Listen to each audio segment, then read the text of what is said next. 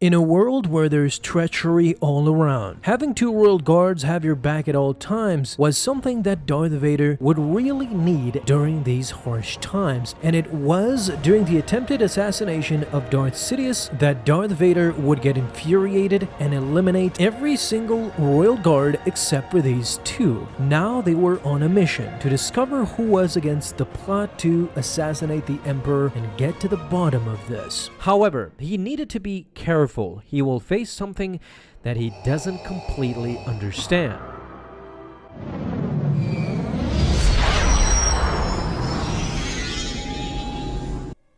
Many days later, and far, far away from Coruscant, on this distant planet, we see a cantina who is holding some scrupulous people, to say the least. One of the patrons was joking around about some cargo and how he didn't even touch it with his fingers because he didn't have any. As much as it was a bad joke, one of them starts laughing uncontrollably. Inside, though, an assassin was also present, a hired assassin who was tasked with killing Vader, watching from afar.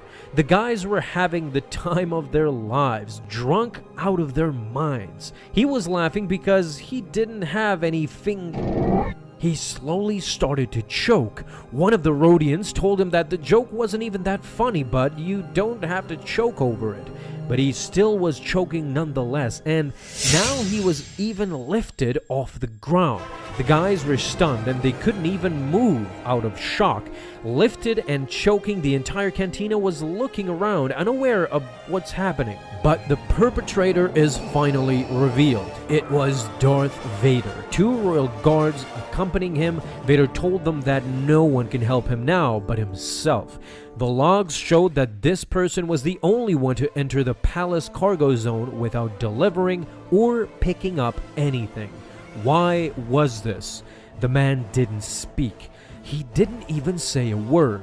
Who was he working for? Asked Vader as the assassin was slowly approaching. Vader grew impatient, but one of the royal guards noticed something. When they opened his shirt, a symbol was on his chest. It was the symbol of the Hind Snake cult, something that Sidious had warned him about. Suddenly, the man clicked something. Vader threw him with the force, knowing full well that they were in danger. The entire cantina blew up as Vader narrowly escaped disaster.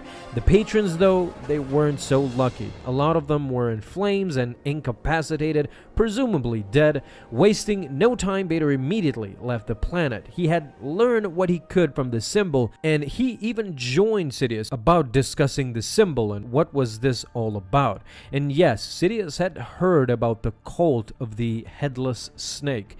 The Hind Snake cult. They were thought to be dead for eons and said to possess deep and dark magic. He told Vader to proceed with caution, and for Vader and Palpatine to be kind of afraid here, it tells you that this cult was nothing to mess with. Their adventures past this do continue in another part of the system where they discovered something really interesting. What they discover first is a completely destroyed Venator-class Star Destroyer. Despite warnings by the royal guards to not investigate the vessel due to certain dangers, Vader opens up the shuttle's airlock and exited into the vacuum of space to personally investigate. He noted that the ship had apparently been taken out by a single blast, yet there were surprisingly few corpses on board the vessel, indicating that most of the crew had already evacuated. Vader, during his search, found the ship's data logs, and after transferring the logs to the royal guards, he requested for them to pick him up where he had left. After some investigating, Vader and the royal guards deduced the point of origin of where the energy beam was that destroyed the vessel. It came from a nearby moon. They were stunned of the sheer power that came from that beam. Nothing like that compares to any weapon that the Empire had. When reaching the surface, they discovered the pods that the crew used to evacuate. As they started searching, quickly it became apparent that no one was around. While the royal guards were puzzled as to why this is, Vader explained that they were attacked and ambushed. The bodies were eventually eaten, implying that this moon had more dangers than just a beam of destruction. Clearing the way forward, suddenly Vader and the guards are attacked by a gigantic being capable of swallowing them whole. During that panic, the monster steps on one of the royal guards, crushing and killing him right then and there. Vader had enough. He spun his lightsaber using the one hand and threw it directly at the monster's mouth. Not only did it kill him, but the lightsaber exited from the back of his head and back to Vader's hand. Now only one royal guard remained.